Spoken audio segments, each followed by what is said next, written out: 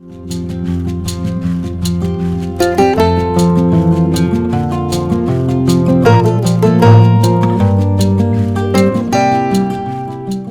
You Jesus.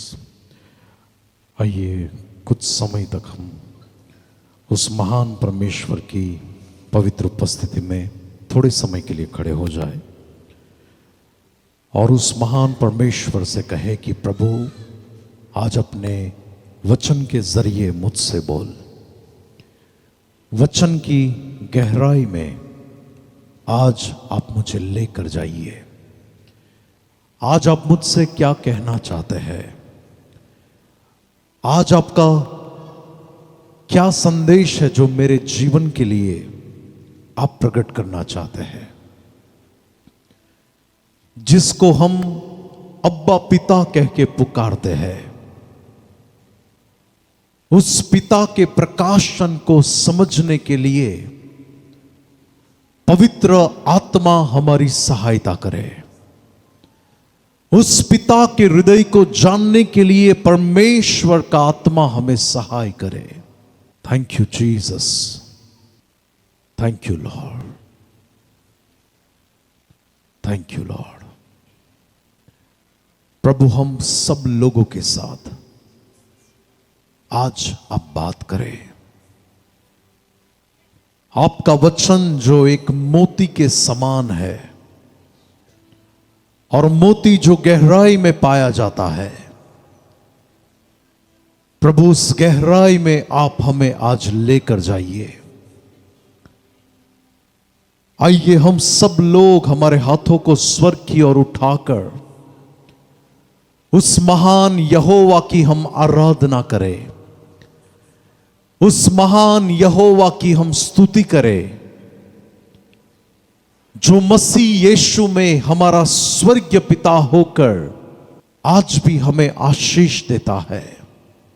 और गहराई से बात कर मुझसे, और पवित्र आत्मा से बात कर, और गहराई से बात कर मुझसे, और पवित्र आत्मा में बात कर।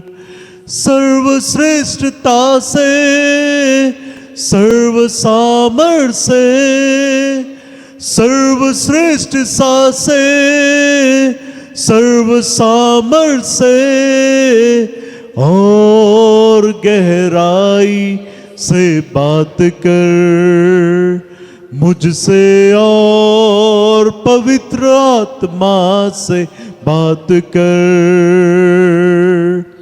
और गहराई से बात कर मुझसे, और पवित्र आत्मा से बात कर।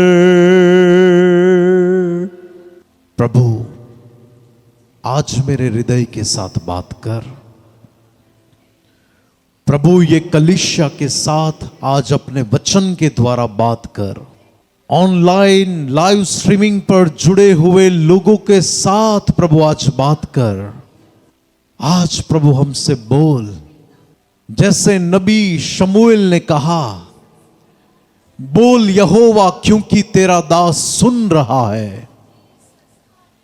पिता मैं प्रार्थना करता हूं स्वर्ग से आपकी पवित्र वाणी हम सब लोगों पर आज प्रकट की जाए। प्रभु मेरी योग्यता में नहीं, लेकिन आज प्रभु आपके पवित्र वचनों में जो योग्यता है, उस योग्यता में आप अपने लोगों से आज बोले और बात करे, ऐसी मेरी प्रार्थना और मेरी विनती है। वचन जो देहधारी हुआ और वचन जो प्रभु यीशु मसीह है, वो आज हमारे जीवन में एक नया काम करने पाए। प्रभु जो भी अंधकार की ताकतें प्रभु हमारे खिलाफ में, ये कलीसिया के खिलाफ में, ये सेवकाई के विरुद्ध में जो रहकर काम कर रही हो, उस सारी अंधकार की शक्ति को मैं यीशु मसीह के नाम से खदेड़ता हूं। और इस समय पर स्वर्ग हमारे लिए खुल जाए। इस समय पर स्वर्ग से सामर्थी दूत इस स्थान पर आकर कार्य करे और प्रभु आपका आत्मा हमारे बीच में मंडराए। प्रभु मैं आपको सारा आदर, सारी महिमा देता हूं। यीशु के लहू में जो सामर्थ है, वो सामर्थ इस जगह पर कार्य करने पाए, मेरे जीवन में कार्य करने पाए, मेरे घराने के ऊपर कार्य करने पाए, ये कलीसिया के लोगों के ऊपर कार्य करने पाए और हम सब लोग आज यहां से एक उत्तम भाग को लेकर जा सके, ऐसा प्रभु आप होने दीजिए। सारा आदर, सारी महिमा आप ही को देते हुए यीशु मसीह के नाम से प्रार्थना मांगते हैं, आमीन आमीन। क्योंकि पूरी दुनिया के अंदर आज देखा जाए तो इंसान की जो इंसानियत है वो धीरे धीरे क्या हो रही है, कम हो रही है। और परमेश्वर के चुने हुए लोग भी इन दिनों के अंदर जैसे कि परमेश्वर का डर उनके अंदर से धीरे धीरे क्या हो रहा है, कम हो रहा है। परमेश्वर के प्रति उनकी जो वफादारी है वो धीरे धीरे कम हो रही है। परमेश्वर के प्रति उनका जो प्रेम है वो भी धीरे धीरे कम हो रहा है। और पाप के प्रति आज देखा जाए तो लोगों का लगाव बढ़ता जाता है, मनोरंजन के प्रति लगाव बढ़ता जाता है, शारीरिक जो विषय होते हैं उसके प्रति लोगों का लगाव बढ़ता जाता है। और बाइबल में आप देखो तो हम नूह के समय में देख सकते हैं कि एक रेड अलर्ट परमेश्वर की ओर से जाहिर किया गया उस व्यक्ति के ऊपर जिसका नाम नूह था। वो एक ऐसे न्याय को लेकर परमेश्वर उससे बात करता है, क्योंकि रेड अलर्ट उसके जीवन के ऊपर प्रकट नहीं किया गया, लेकिन ऐसे लोगों के ऊपर प्रकट किया गया जो उत्पत्ति 6 में पूरी रीति से भ्रष्ट हो चुके थे।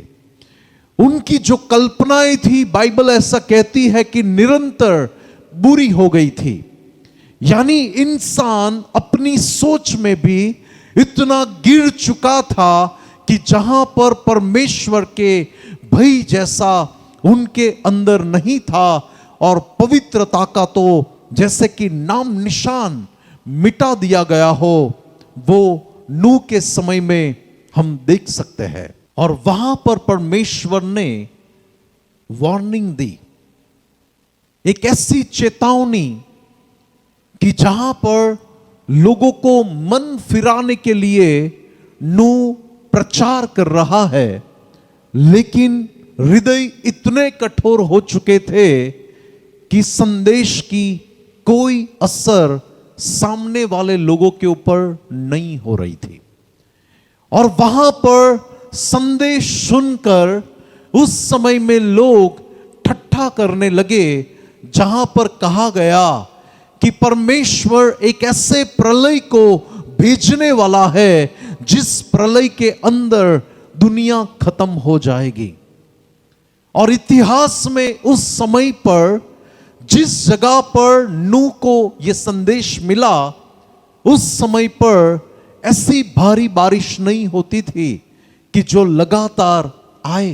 कुछ स्कॉलर ऐसा कहते हैं कि जो आसमान से ओस गिरती है, उस ओस के द्वारा वहां पर लोग अपनी खेती को करते थे, और बारिश भी आती होगी तो कम आती होगी। तो नूह के समय में भी लोगों ने उस समय पर जब नूह ने जल प्रलय के बारे में कहा, तब नूह के ऊपर लोग हंसने लगे।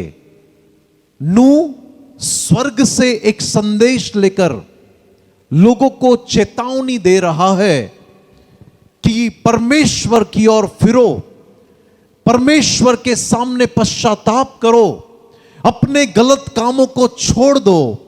लेकिन उस समय पर पाप इतना अधिक बढ़ रहा था कि परमेश्वर की जो सहनशीलता है वो खत्म हो चुकी। 120 साल तक परमेश्वर ने धीरज रखी और वो सालों में नूह ने दो काम किए। एक तो उसके और उसके घराने के और प्रभु की योजना में जो प्राणी और पक्षी, जो कुछ चुनिंदे, वहां पर बाइबल में देखो तो कहा कि यहां से तुम 7 जोड़ी को लेना और यहां से तुम सिर्फ 2 जोड़ी को लेना। उसमें नूह के परिवार सिवाय और कोई मनुष्य नहीं था। और परमेश्वर ने उसको कहा कि एक ऐसा जहाज बना जिसकी लंबाई, चौड़ाई, ऊंचाई, गहराई ऐसी इस प्रकार से होनी चाहिए। तो नूह ने 2 काम किया। एक, उसने परमेश्वर की ओर से उसको जो सेवकाई दी थी लोगों को चेतावनी देने की, तो वो उसने अपनी ओर से एक अच्छी मिनिस्ट्री लोगों के बीच में की। और दूसरी जो उसकी सेवा थी कि परमेश्वर ने उसे और उसके घराने को बचाने के लिए जो चीज करने के लिए बोली थी, उस बातों को बनाने की उसने शुरुआत की। मैं और आप सेवकाई करते हैं, कई लोग जॉब करते हैं, कई लोग पढ़ाई करते हैं, और यहां पर कलीसिया में कई बच्चे स्कूल में, छोटे हैं स्कूल में जाते हैं, कुछ लोग कॉलेज जाते हैं।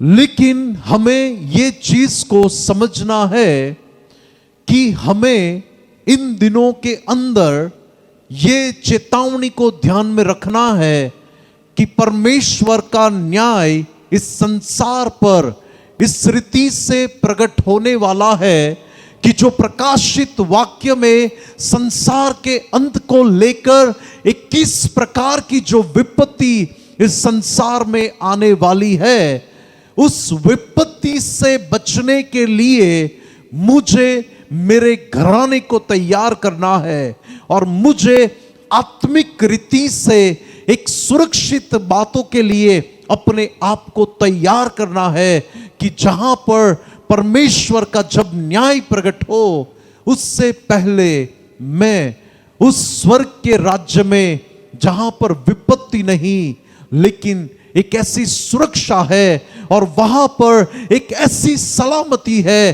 कि जहां पर मैं अनंत काल के लिए संसार के सारे संकटों से बचकर मैं मेरा अनंत काल का जीवन प्रभु में बहुत ही आनंद के साथ बिता सकता हूं।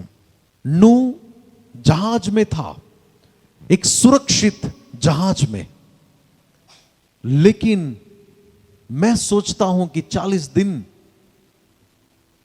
और 40 रात वो ठीक से सो नहीं पाया होगा, नहीं सो पाया होगा। क्योंकि जब समंदर में बड़े बड़े तूफान आते हैं तो उस तूफान के अंदर मैंने कुछ YouTube पर ऐसे वीडियो देखे, पर्टिकुलर दुनिया का एक ऐसा समंदर जिसमें 365 दिन तूफान चलता ही रहता है। कभी कभार कुछ जगह पर शांति होती है, बाकी उस तूफान में बड़े बड़े कंटेनर गिर के अंदर चले जाते हैं। उस तूफान के अंदर पानी इस रीति से, उस प्रचंड हवा के साथ वो पानी, उस समंदर की लहरें ऐसे उठती है कि वो पानी उछलकर उस बड़े जहाज में आता है और पूरा जहाज ऐसे उछलता है, पूरा जहाज ऐसे होता है।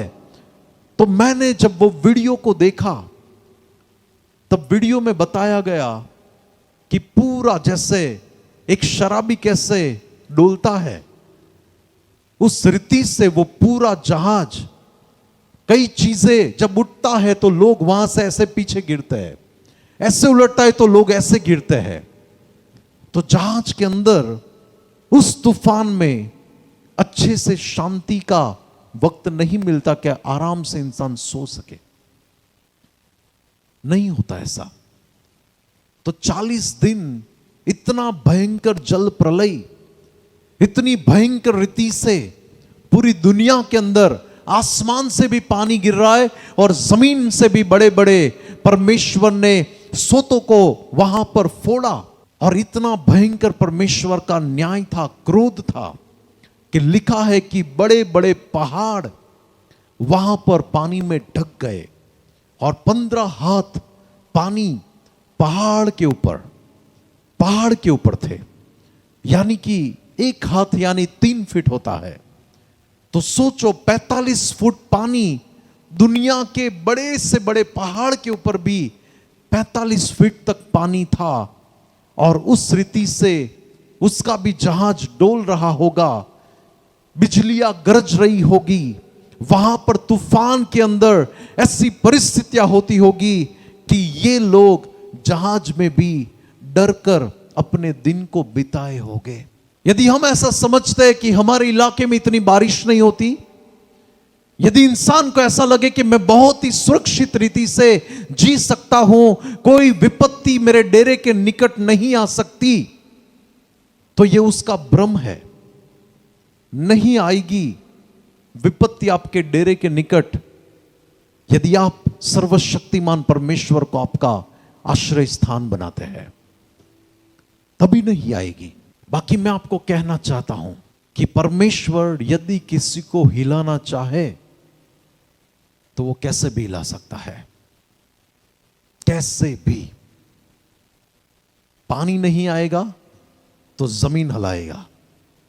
आज बारिश के टाइम में इतनी बारिश सूरत में और 3.2 का धरतीकंप आया तो लोग और डर गए। बाहर बारिश चल रही है और घर में धरतीकंप है, कहां भागे, कहां पर जाए? क्या संसार के लोग परमेश्वर के सामने उंगली करेंगे? अभी हम सब तुम्हें देखते हैं, किसके सामने लड़ेंगे, किसके सामने बदला लेंगे? परमेश्वर ने मूसा को कहा, मैं जो हूं सो हूं। अगर वो अपने अनुग्रह से इस्राएलियों को विपत्ति से दूर रखना चाहेगा तो उस अनुग्रह में इस्राएलियों को बचाएगा।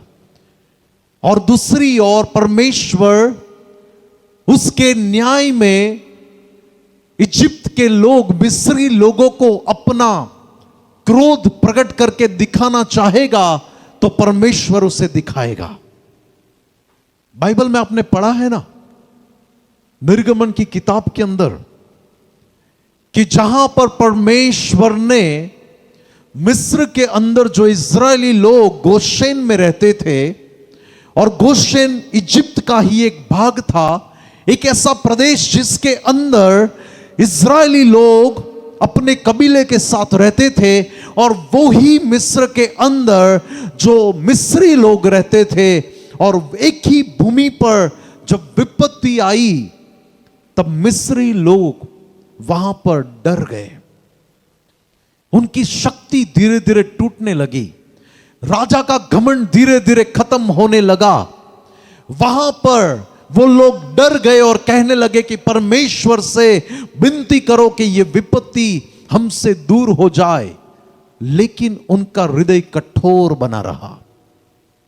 और एक तरफ इजरायली लोगों को देखिए कि इजरायली लोग उसी प्रदेश में रहकर एक सुरक्षा में चल रहे थे, परमेश्वर की सुरक्षा उनके ऊपर थी। मैं कलीसिया को कहना चाहता हूं कि परमेश्वर सुरक्षा देता है, तब उस सुरक्षा के अंदर भी हमें हमारे जीवन को प्रभु के सामने ठीक रखना है। इस्राएली लोग जब परमेश्वर के अनुग्रह में उन सारी विपत्तियों से बचे, जहां कोई महामारी उनके ऊपर नहीं आई, परमेश्वर का कोई दंड उनके ऊपर नहीं आया, लेकिन वो ही इस्राएली जब मिस्र से बाहर निकले और अपनी मनमानी में जीने लगे, गलत काम करने लगे, पाप करने लगे, तब देखिए परमेश्वर ने उनको भी नहीं छोड़ा। महामारी इस्राएलियों के ऊपर भी आई, विपत्ति इस्राएलियों के ऊपर भी आई, परमेश्वर ने उनको भी खत्म किया। उसका हृदय नहीं था। परमेश्वर का क्रोध उसके लोगों के ऊपर उस समय पर भड़का, जहां पर प्रभु ने उनको बार बार मौका दिया, मेरी ओर फिरो, मेरी ओर फिरो। इन दिनों के अंदर मैं हजकियेल की किताब को बड़े ध्यान से पढ़ रहा हूं। 15 साल से सेवा कर रहा हूं।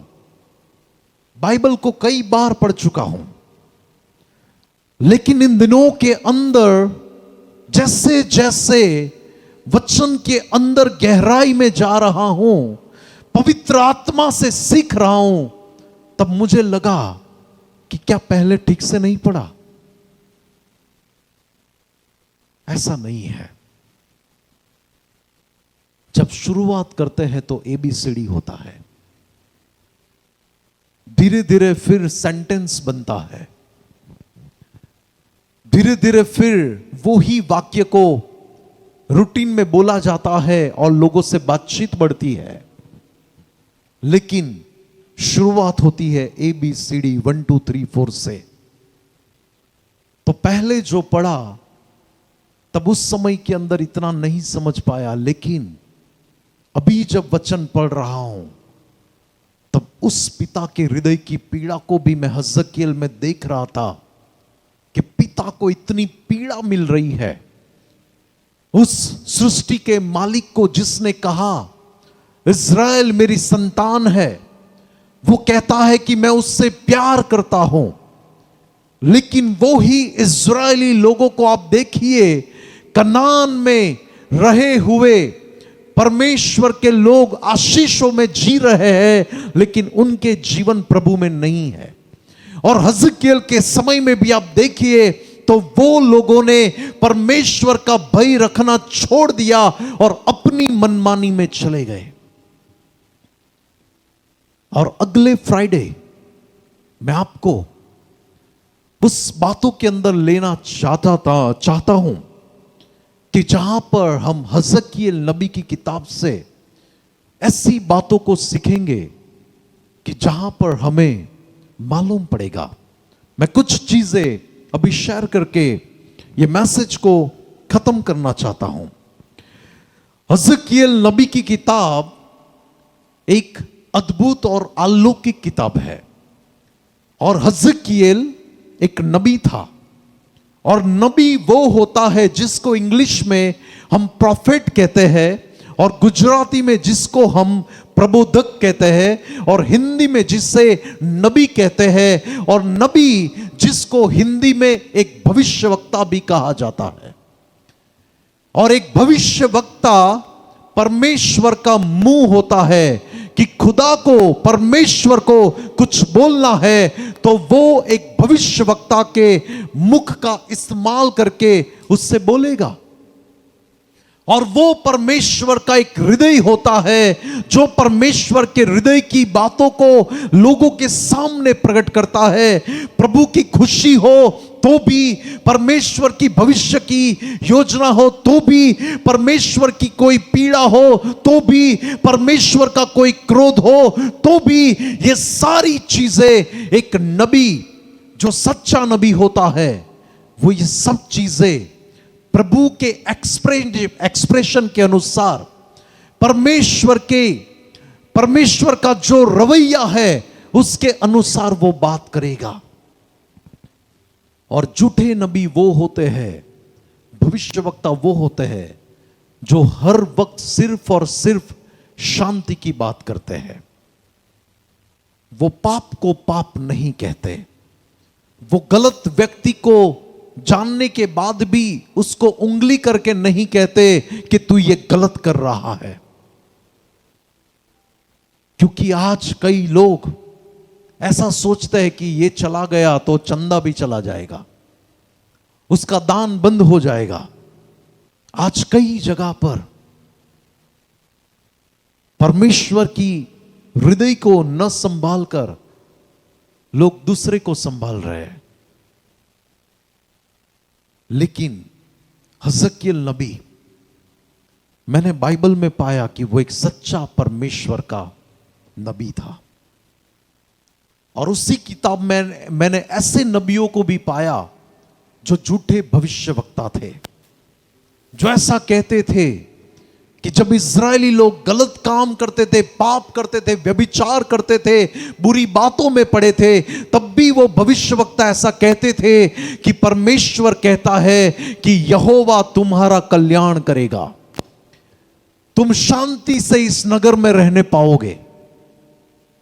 और हजकियेल नबी ऐसा कहता था कि परमेश्वर खत्म करेगा, 4 प्रकार की विपत्तियों को वे भेजेगा, जो बचेगा वो बाबिल के राजा के हाथ में पड़कर वहां पर बंधुआई में जाएगा। और हजकियेल को उसकी कीमत चुकानी पड़ती थी। आज एक सच्चा प्रभु का जो सेवक होता है ना, उसको कई बार सच्चाई बोलने में कीमत चुकानी पड़ती है। पिछले दिनों के अंदर मैंने एक परिवार को पर्टिकुलर मेरे ऑफिस में बुलाकर उनको कुछ चीजें कही कि ये गलत है तो गलत है, वचन के अनुसार आपको ये करना है। उसके बाद उन्होंने यहां पर आना बंद कर दिया। मुझे पर्सनल आके मत पूछना वो कौन सा परिवार है, उन्होंने आना बंद कर दिया। तो क्या मैं उनके सिर पर ऐसे प्रेम से हाथ रख के बहुत अच्छे हो आप, मैं उसके लिए नहीं हूं। मुझे भेड़ों का हिसाब परमेश्वर ने जो अपनी भेड़ मुझे दी है, उनकी रखवाली करने के लिए, वो मेरी भेड़ नहीं है, परमेश्वर की है। और सेवक क्या होते हैं? उनकी रखवाली करने के लिए होते हैं। तो बाइबल कहती है कि उनका हिसाब उन चरवाहों को देना पड़ेगा। एक व्यक्ति यदि परमेश्वर की ओर से, वचन की ओर से ठीक नहीं हुआ और उसको नहीं कहा कि तू गलत कर रहा है, तो परमेश्वर उसके पास, उस व्यक्ति के पास हिसाब मांगेगा जिसको परमेश्वर ने वहां पर नियुक्त किया था। तो आज मैं आपको एक एक्सरसाइज देना चाहता हूं कि आप अगले शुक्रवार तक हो सके तो हजकियेल नबी की किताब ध्यान से पढ़ लेना, क्योंकि हजकियेल नबी की किताब का जो निचोड़ है वचन का, वो मैं अगले हफ्ते आपसे बांटूंगा। अगले हफ्ते हम उस बातों को बड़े ही ध्यान से देखेंगे जहां पर हजकियेल नबी की किताब के अंदर एक तरफ देखा जाए तो परमेश्वर का क्रोध, उसका गुस्सा, और दूसरी तरफ उसी किताब में देखा जाए तो एक तरफ है परमेश्वर का प्यार। मैं बड़ा ही आश्चर्यचकित हुआ हूं जब मैंने वचन में ये पुस्तक को पढ़ा, अभी भी पढ़ रहा हूं, कंप्लीट नहीं हुआ, कि परमेश्वर का गुस्सा और एक तरफ परमेश्वर का प्यार। तो ये हजकियेल नबी की जो किताब है उसके अंदर मैंने इतने सारे अध्याय पढ़े, तो प्रभु का क्रोध मैंने इतना वहां पर देखा, और अचानक से एक ऐसा अध्याय आ गया जहां पर परमेश्वर पूरी रीति से पूरा रवैया चेंज और कहता है कि मैं तुझसे प्यार करता हूं। और मैं बड़ा शॉक हो गया उस चीज को देखकर। ये परमेश्वर अगले अध्यायों में देखा जाए तो कितना गर्म है, और यहां पर देखिए कैसे पूरा उसका स्वभाव चेंज। तो वही परमेश्वर के दोनों पहलू को, एक तरफ उसका न्याय, उसका क्रोध, उसका गुस्सा, और दूसरी तरफ उसका प्रेम, उसकी माफी, उसकी दया। हम इस बात को अगले शुक्रवार देखेंगे।